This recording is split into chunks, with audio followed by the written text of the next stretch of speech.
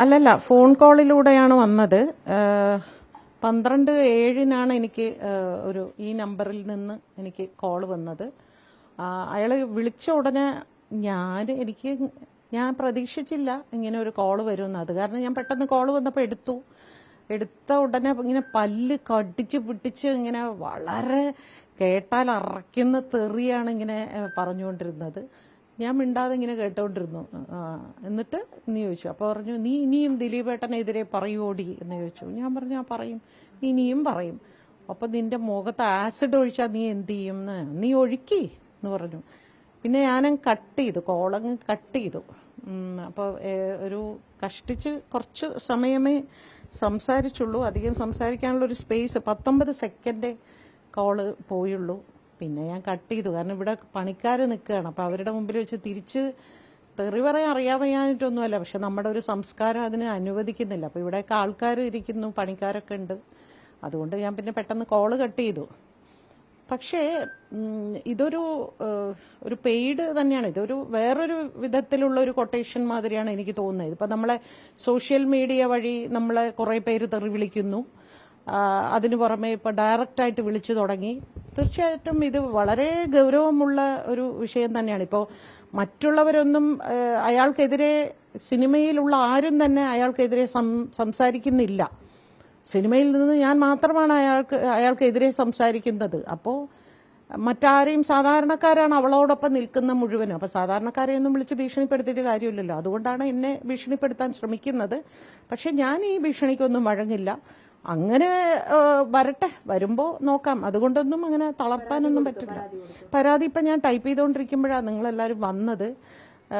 വാസ്തവത്തിൽ എനിക്ക് ഈ പരാതി കൊടുക്കുന്നത് കൊണ്ട് എന്തെങ്കിലും പ്രയോജനം ഉണ്ടോ എന്ന് പലപ്പോഴും എനിക്ക് തോന്നാറുണ്ട്. കാരണം ഞാൻ ഒരുപാട് സൈബർ പരാതികൾ ഞാൻ കൊടുത്തിട്ടുണ്ട്. പക്ഷെ അതിനൊന്നും എനിക്ക് അങ്ങനെ ഒരു ഇതൊന്നും കിട്ടിയിട്ടില്ല.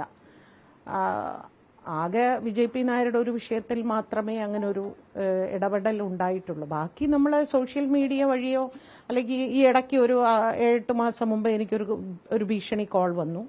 അതിനെതിരെ പരാതി കൊടുത്തിട്ട് അവർ പറഞ്ഞു വെസ്റ്റ് ബംഗാളിൽ നിന്ന് എവിടുന്നോ ആയിരുന്നു ആ കോള് വന്നത് എന്ന് പറഞ്ഞു.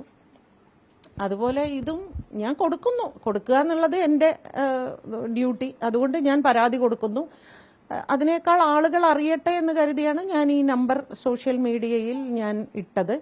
ഇയാൾ ഫോൺ കട്ട് ചെയ്ത ഉടനെ എനിക്ക് വന്ന കോൾസ് എല്ലാം വിദേശത്ത് നിന്നായിരുന്നു. സൗദി അറേബ്യ, ദമാം, അങ്ങനെയുള്ള സ്ഥലങ്ങളിൽ നിന്ന് പടപടാന്ന് ഇതിൻ്റെ പിന്നാലെ ഇയാൾ കോൾ കട്ട് ചെയ്ത ഉടനെ വന്നു. അപ്പോൾ എനിക്ക് പെട്ടെന്ന് സംശയം തോന്നിയിട്ട് ഞാനതൊന്ന്, പക്ഷെ അത് ട്രൂ കോളറിൽ എനിക്ക് ഡേഞ്ചർ, ഫ്രോഡ് എന്നൊക്കെയാണ് കാണിക്കുന്നത്. അതുകൊണ്ട് ഞാൻ ആ കോൾസ് എടുത്തില്ല. മുഖത്ത് ആസിഡ് ഒഴിക്കുന്നൊക്കെ പറയുന്നത് അത്രയേറെ ഗൗരവമുള്ള കാര്യമാണ്. ഒരു ആശങ്കയുണ്ടോ ഈ പോരാട്ടത്തിനിടയിൽ? തീർച്ചയായിട്ടും അത് വളരെ ഗൗരവമുള്ള ഒരു വിഷയമാണ്. ഇന്നല്ലെങ്കിൽ എവിടെയെങ്കിലും ഇങ്ങനെ ഒരു ആക്രമണം നമുക്ക് നേരെ ഉണ്ടാകും എന്ന് ഞാൻ ഭയപ്പെടുന്നു. പക്ഷേ തമാശയായിട്ടാണെങ്കിലും എനിക്ക് എന്തെങ്കിലും സംഭവിച്ചാൽ അതിന്റെ പൂർണ്ണ ഉത്തരവാദി അയാൾ തന്നെയാണത്. ദിലീപ് തന്നെയാണ്. കാരണം കൊട്ടേഷൻ കൊടുക്കാൻ വളരെ മിടുക്കനായതുകൊണ്ട് തന്നെ, അതിൽ നിന്ന് ഊരിപ്പോരാനും വളരെ മിടുക്കനായതുകൊണ്ട് തന്നെ തീർച്ചയായിട്ടും ഇതങ്ങനെ തന്നെയാണ് കരുതുന്നത്. അതല്ലെങ്കിൽ അയാൾ പൊതുസമൂഹത്തിൽ ഇറങ്ങി വന്ന അയാൾ ഓപ്പണായിട്ട് മാധ്യമങ്ങളുടെ മുൻപിൽ വെച്ച് അയാൾ പറയണം.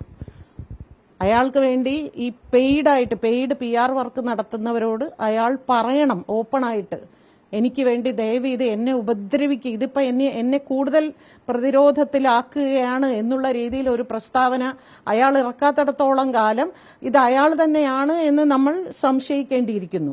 അല്ലെങ്കിൽ അയാൾ പുറത്തു വന്ന് പറയണം. അയാളെ ആഹ്വാനം ചെയ്യുന്ന, അല്ലെങ്കിൽ അയാൾക്ക് പിന്നെ ജയ് വിളിക്കുന്ന ആളുകളോട് അയാൾ പറയണം, ദയവ് ചെയ്ത് നിങ്ങൾ ചെയ്യുന്നതെല്ലാം എന്നെയാണ് ബാധിക്കുന്നത് എന്ന് പറയാനുള്ള ഒരു സാമാന്യ മര്യാദയെങ്കിലും അയാൾ കാണിക്കണം. അല്ലാത്തിടത്തോളം കാലം ഇതെല്ലാം അയാളുടെ തലയിൽ തന്നെ വരും.